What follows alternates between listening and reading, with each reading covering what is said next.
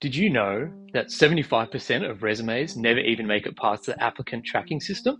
What's the applicant tracking system, you ask? It's a software that recruiters use to scan your resume before they even look at it themselves. Yes, sorry to tell you, you're not the only one using AI on your resume. Recruiters spend an average of 7 seconds looking at your resume before they decide whether or not they're going to bid. Next, if you're busting your ass but hearing crickets back from every application, I'll tell you why. Today, we're diving into why most resumes are about as useful as a wet paper bag and exactly how you can flip yours to become an interview magnet. By the end, you'll know how to stand out in a sea of cookie cutter templates. Alright guys, so here's a few things that are killing your resumes. Number 1, generic templates. You and 1,000 other applications look exactly the same. Here's a true story. The other day, I was just speaking to a CEO of a really large company. We actually spoke on this exact topic. He told me these days, they only use external recruiters to source all their application needs. Why? Because when they use LinkedIn or Seek or something like that to post a job advertisement, they immediately get about 1,000 totally irrelevant resumes sent to them, which is likely just somebody using AI to automatically submit their resume to any of these jobs that sort of meet their criteria. Now, as shocking as that sounds, it actually presents an awesome opportunity for the rest of us that are actually handcrafting our resumes for each job application.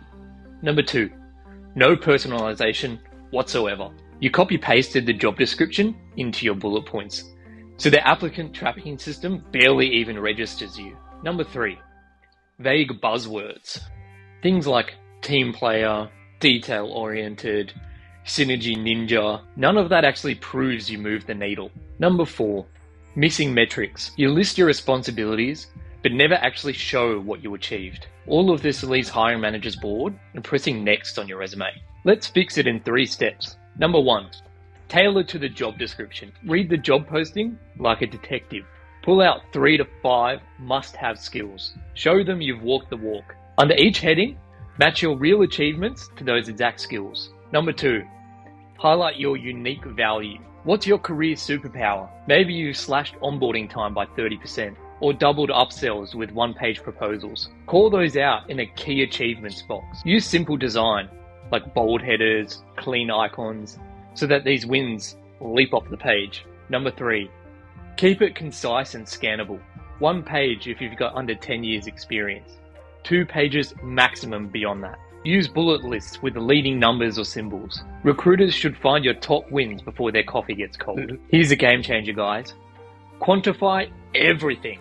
When I rebuilt my resume for my current role, I replaced managed a client portfolio with drove 15% revenue growth and improved customer retention by 20% across a $2 million portfolio.